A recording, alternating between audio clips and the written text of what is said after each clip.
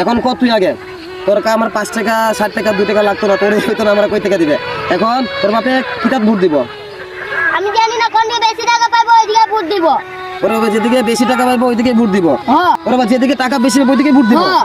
ওরে বাবা রে শুন, আমি তোর একটা কথা কই, তোর বাবারা খালি এই কথাটা কইবে, আমি তোরা কইতাছি না, তোর বাবারা ওইটাতেই ভোট দিতে কই। তোর বাপরে কইবে রাত্রে বেলা এটা মানে একটু খাইনি। হ্যাঁ।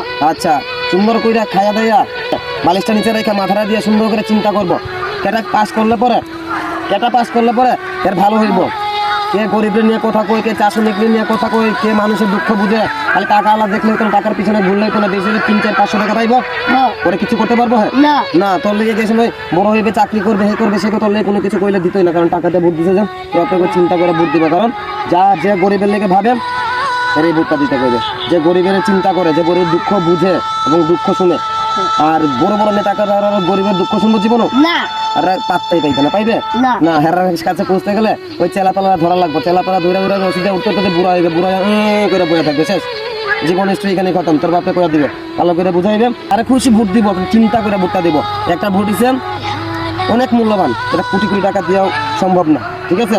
হ্যাঁ এর একটা ভোটে কিন্তু আজকে বাংলাদেশ কিন্তু সোজা হয়ে খাড়া হইব, ঠিক আছে? হ্যাঁ। ওরা দিবে একটা হের একটা ভোট হইলে চলবো, হ্যাঁ তাহলে চিন্তা করবো কে গরিবের ভাবে, ঠিক আছে? হ্যাঁ